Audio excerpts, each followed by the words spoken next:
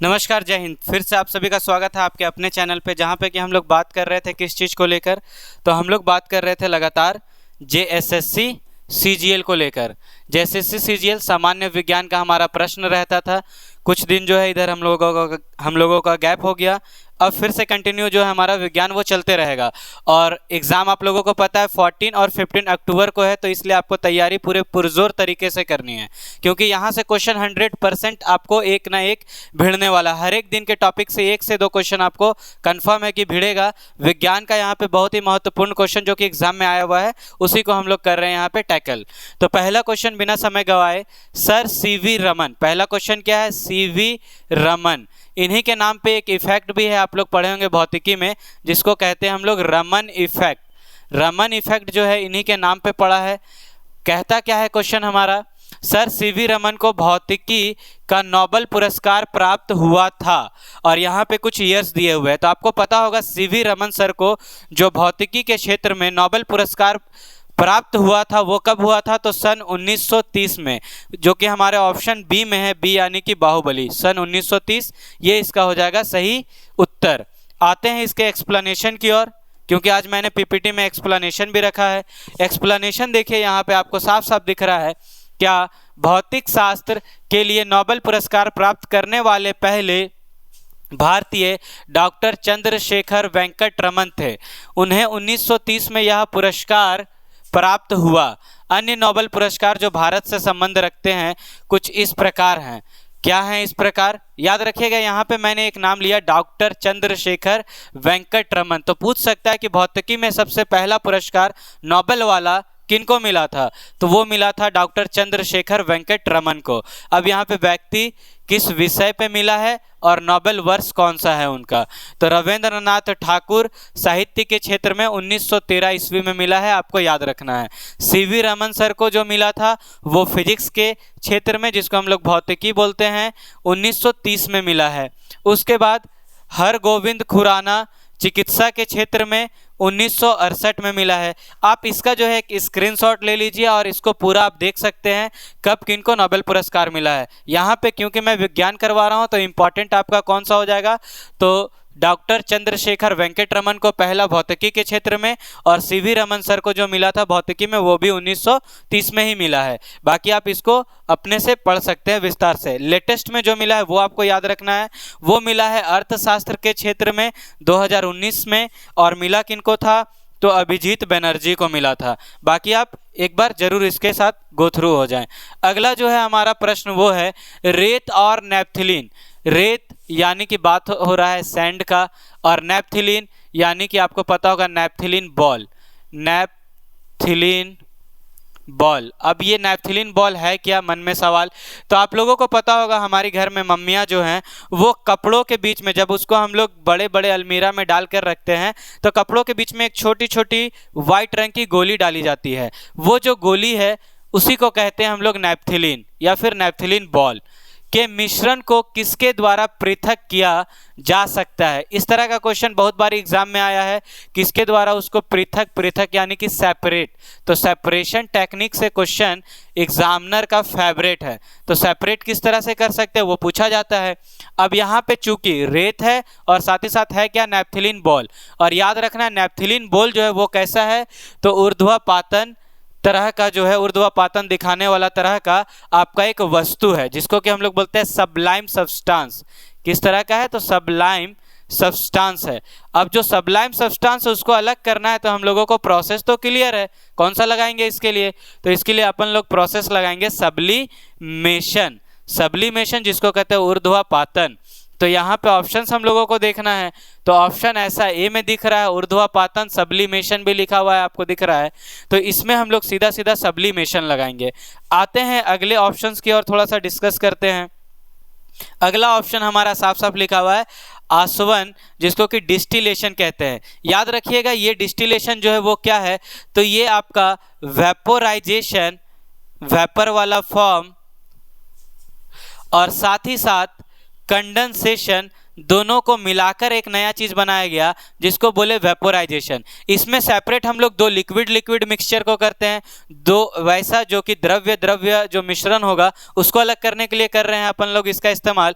तो जब द्रव्य द्रव्य हम लोग करने के लिए अलग कर रहे हैं तो एक कंडीशन आता है, और वो कंडीशन क्या आता है, तो एक को हम लोग नाम देते हैं, मान लीजिए दो लिक्विड है, ये अगर हमारा ए लिक्विड है और ये हमारा बी है, इन दोनों का बॉइलिंग पॉइंट का कुछ डिफरेंस होगा। बॉइलिंग पॉइंट जहाँ पे ये बॉईल करना उबलना स्टार्ट हो जाएगा तो बॉइलिंग पॉइंट का डिफरेंस होगा।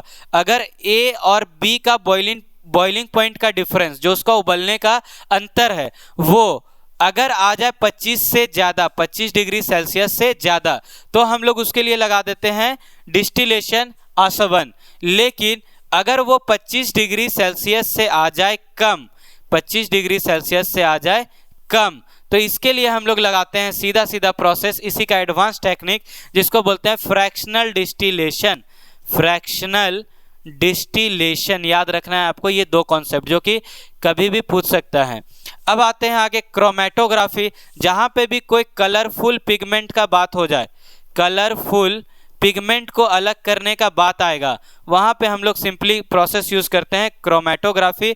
और ये फ्रैक्शनल डिस्टिलेशन का हिंदी नाम है आंशिक आशवन, याद रखना है। थोड़ा एक्सप्लेनेशन इसका भी वो भी देखकर चलते हैं हम लोग। एक्सप्लेनेशन में साफ साफ लिखा हुआ है नैप्थलीन ऊर्ध्वपातन का गुण प्रदर्शित करता है, ये मैंने अभी बताया। अतः रेत और नैप्थलीन के मिश्रण को ऊर्ध्वपातन, जिसको कि सब्लिमेशन भी कहते हैं, द्वारा अलग किया जा सकता है। ऊर्ध्वपातन वह प्रक्रिया है जिसमें कोई पदार्थ ठोस अवस्था से वाष्प अवस्था में, मतलब क्या कह रहा है, सॉलिड से सीधा, ये हम लोग पिछले वीडियो में भी देखे हैं, सॉलिड से सीधा गैस में कन्वर्ट हो जाता है। तो इसलिए यहाँ पे हम लोग लगा रहे हैं ऊर्ध्वपातन। आते हैं अगले प्रश्न की ओर। अगला प्रश्न हमारा क्या है, तो अगला प्रश्न एकदम सिंपल सा है जो कि हम लोग अपने रियल लाइफ में एक्सपीरियंस किए होंगे। क्या है, तो ठंडक के दिनों में लोहे के गुटकों और लकड़ी के गुटकों को प्रातः काल छुए तो लोहे का गुटका ठंडा लगता है। ऐसा हम लोग ऑब्जर्व भी किए, ठंडा के टाइम पे आप लोहा का कोई भी सुबह सुबह वस्तु छुइए और लकड़ी का छुइए तो लोहा वाला में लगेगा अब हाथ जो है वो कट के गिर जाएगा, क्यों, इतना ठंडा होता है। तो ऐसा क्यों होता है, तो ऐसा इसलिए होता है क्योंकि लकड़ी की तुलना में लोहे ऊष्मा का अच्छा चालक है। जो लकड़ी की तुलना लोहे से करी जाए तो वो हीट का अच्छा जो है कंडक्टर ऑफ हीट है, ये हीट का अच्छा चालक होता है, कंडक्टर ऑफ हीट लोहा। लेकिन लकड़ी तो ऐसा है नहीं, तो वो अपने अंदर जो है ट्रांसफर कर लेता है सारे भी जितने वहाँ पे आसपास के ठंडक है उसको, इस कारण से ऐसा होता है। एक्सप्लेनेशन इसका भी है, जरा उसको भी देखते चलते हैं। लकड़ी की तुलना में लोहा ऊष्मा का अच्छा चालक है, इसलिए ठंडक के दिनों में समान तापमान के बावजूद तुलनात्मक ढंग से, जब तुलना करेंगे दोनों के बीच में, कंपैरिजन, लाइफ में हमेशा कंपैरिजन चलते रहना चाहिए, तब हम लोग बेहतर की ओर बढ़ेंगे, से लोहे का गुटका ज़्यादा ठंडा लगता है, जबकि लकड़ी का गुटका जो है उतना ठंडा नहीं लगता। अब चूंकि लकड़ी के पास वो क्वालिटी है ही नहीं, बोलते हैं ना क्वालिटी का यहाँ पे पूजा है, तो बस क्वालिटी जहाँ पे रहेगा वो अपने आप निखार पे आते चला जाएगा और वो सबसे अलग हटके दिखेगा भी। तो लोहा के साथ कुछ वैसा ही वाला रोल है। आते हैं अगले प्रश्न की ओर।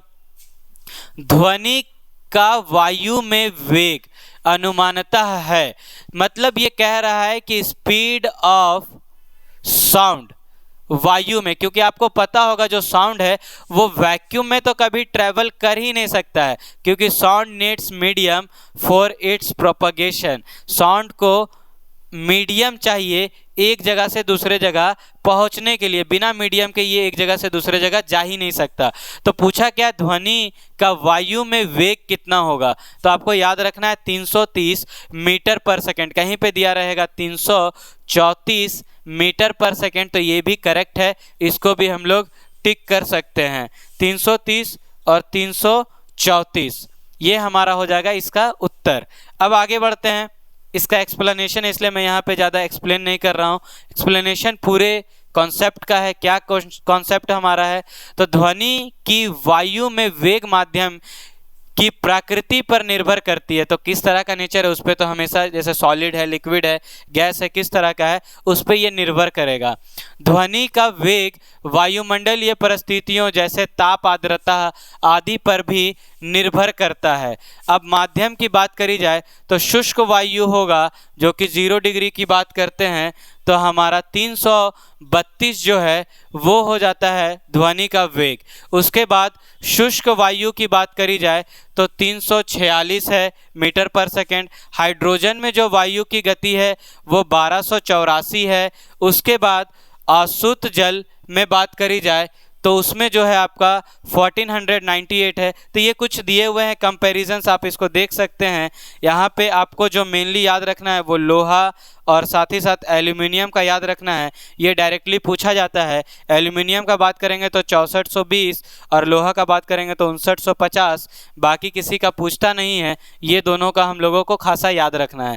और जब भी स्पीड ऑफ लाइट, ये स्पीड ऑफ साउंड की बात करेंगे तो स्पीड ऑफ साउंड, ध्वनि का जो गति है, याद रखना है सॉलिड में ज़्यादा होता है लिक्विड के मुकाबले, और लिक्विड में ज़्यादा होता है गैस के मुकाबले। ये कंपैरिजन आपको हमेशा याद रखना है।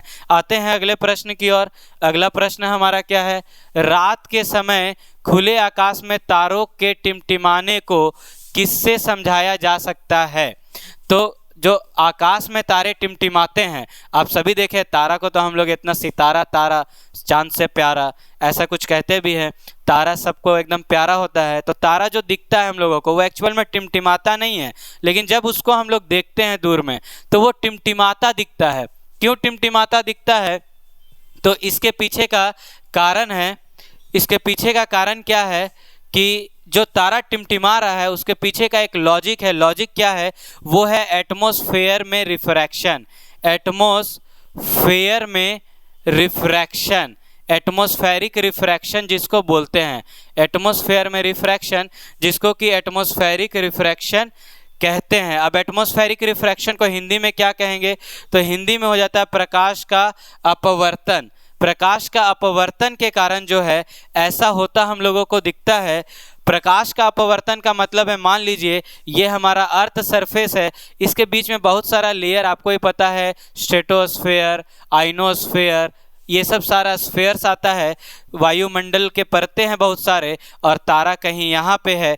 तो जब यहाँ से हम लोग देखना शुरू करते हैं तो यहाँ पे रिफ्रैक्शन होगा, एक मीडियम से दूसरे की तरफ जाएंगे, रिफ्रैक्शन होगा, और जब तारा तक हमारी नज़र पहुँचेगी तो एक बार तारा यहाँ दिखेगा, एक बार तारा यहाँ दिखेगा। ये अगर इसका अवास्तविक है, एक्चुअल पोजीशन है, तो ये इसका काल्पनिक है, इमेजिनरी पोजीशन है, और जिस कारण से एक बार यहाँ, एक बार यहाँ, एक बार यहाँ, एक बार यहाँ, और हम लोगों को क्या महसूस होता है? तारा जो है वो टिमटिमा रहा है, प्यारा सा तारा टिमटिमाता हुआ। लेकिन ऐसा कुछ होता नहीं है। ये हो क्यों रहा था? तो ड्यू टू एटमॉस्फेरिक रिफ्रैक्शन, याद रखना है, जिसको कि कहते हैं हम लोग प्रकाश का अपवर्तन। अगला प्रश्न हमारा जो है वो है सिंपल सा प्रेशर कुकर से जुड़ा हुआ। प्रेशर कुकर में खाना जल्दी पक जाता है क्योंकि प्रेशर कुकर में खाना जल्दी पकता है, सबको पता है, इसलिए तो हम लोग इस्तेमाल कर रहे हैं। लेकिन ऐसा क्यों होता है?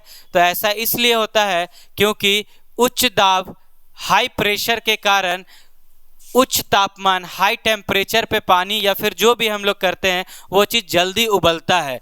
मतलब हाई प्रेशर के कारण प्रेशर कुकर के क्या होगा अंदर? तो हाई प्रेशर, और चूंकि हाई प्रेशर अपन लोग उसमें अप्लाई कर रहे हैं तो उसका टेम्परेचर भी हाई हो जाता है। तो हाई टेम्परेचर, और जिस कारण से पानी जो है वो उबलने लगता है। तो ये इसका B for Baahubali is the correct answer हो जाएगा। और इसके भी एक्सप्लेनेशन में कुछ इतने ही सारे पॉइंट्स हैं।